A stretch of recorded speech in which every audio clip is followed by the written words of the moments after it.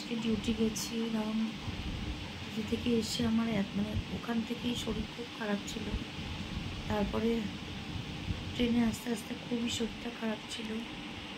এসে কালকে থেকেই তোমাদের বলছি আমার শরীরটা খারাপ, তো বুকেও যন্ত্রণা প্লাস শরীর মানে গাটা জ্বর লাগছে, শরীরটা ভালো নেই। সকালে তাও ডিউটি গেছি বৃষ্টিতে ভিজে ভিজে, আর এসছি অনেকক্ষণ। আজকে বৃহস্পতিবার, অনেকক্ষণই এসছি, এসে শুয়েছিলাম। তারপরে মেয়ে তো গেছিল ওর বান্ধবীদের সঙ্গে, মানে আজকে ওদের বললাম বান্ধবীদের একজন সরি, ওর একটা বেস্ট ফ্রেন্ড আর কি, ওর সঙ্গে গেছিল। অনেক বছর মানে অনেক দিন পর দেখা করতে আর কি। ওরা একটা রেস্টুরেন্টে একটু খাওয়া দাওয়া করলো দুজনে।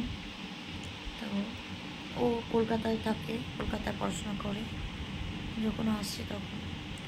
তা আমি এসে আর রান্নাবাড়ি করতাম না, শুয়েই পড়েছিলাম। কিন্তু মেয়েটাও ভাত করে দিল, আলু সিদ্ধ আর একটু পাঁপড় ভেজে দিয়েছে, ডিম। তো সেটা এখন খাবো, খেয়ে একটু ওষুধ খাবো।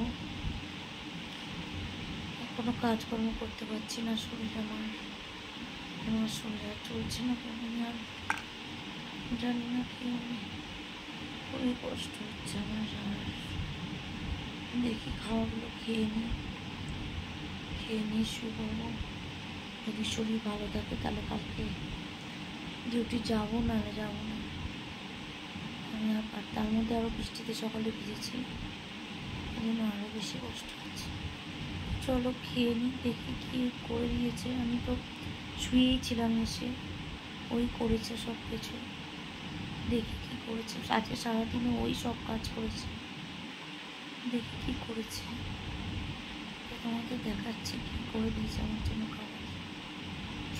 আলু সিদ্ধ মাখা আর ডিমটা একটু বেশি ভেজে ভাজা হয়ে গেছে, আর এই যে পাঁপড় ভেজে দিয়েছে, এই দিয়ে খেয়ে নেব। অল্প দুটো ও চাউমিন খেয়ে এসছে, তাই জন্য খাবে না। তো আমি খেয়ে নিই, ভাত তো বেশি হয়ে যাবে। বাবা নুনটা দিস। এই যে চলো খেয়ে নিই বন্ধুরা খাওয়া হয়ে গেছে, তো খেয়ে নিয়েছি। শরীর মানে আজকে আর মানে মুখে কোনো ক্রিম লাগাইনি, কিচ্ছু করিনি। তো এখানে একটা গোটা উঠেছে দেখো, এই যে একটুখানি একটা ক্রিম ছিল, সেটা দিলাম, ব্যথা উঠেছে। চোখগুলো দেখেছো বন্ধুরা, পুরো কালো হয়ে গেছে। এত খাটাখাটনি, এত কিছু আর পারছি না। আর মনে হচ্ছে কি কোথাও একটু বেড়াতে যাই, মানে মায়ের বাড়ি, যেটাকে বলে মায়ের বাড়ি যাওয়া। তো সেখানে যাই, মা রান্না করবে, খাবো, ঘুমাবো।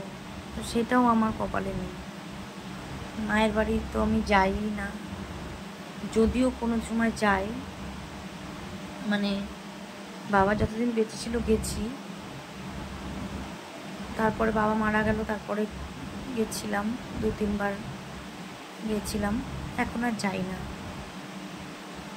পারিবারিক অশান্তি, মানে আমি গেলে ভাইয়ের বউর ঠিক পছন্দ হয় না, ওরা একটু যেটা হয় সব পরিবারের।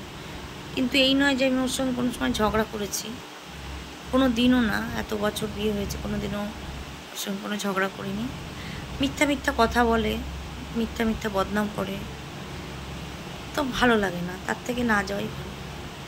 তো শরীর খারাপ হলেও এই বাড়িতেই পড়ে থাকি, এইখানেই পড়ে থাকতে হবে, কোথাও যাওয়ার নেই, পথ নেই যাওয়ার, তাই এখানেই পড়ে থাকি।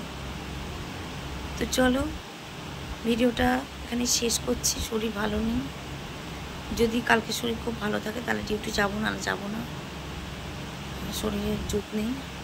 আজকের মতো ভিডিও এখানে শেষ করছি। চ্যানেলের নাম রূপালী সিম্পল লাইফস্টাইল। সাবস্ক্রাইব করো, লাইক করো, শেয়ার করো, কমেন্ট করো প্লিজ বন্ধুরা।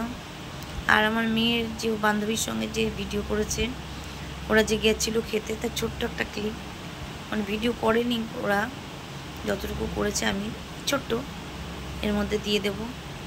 ওরা খুব ভালো বন্ধু, অনেক দিনের বন্ধু ওরা, মানে বান্ধবী। দুজন দুজনকে ফোন করে, কার কোনো দুঃখ হলে দুজন ফোন। চলো আজকের মতন টাটা, গুড নাইট।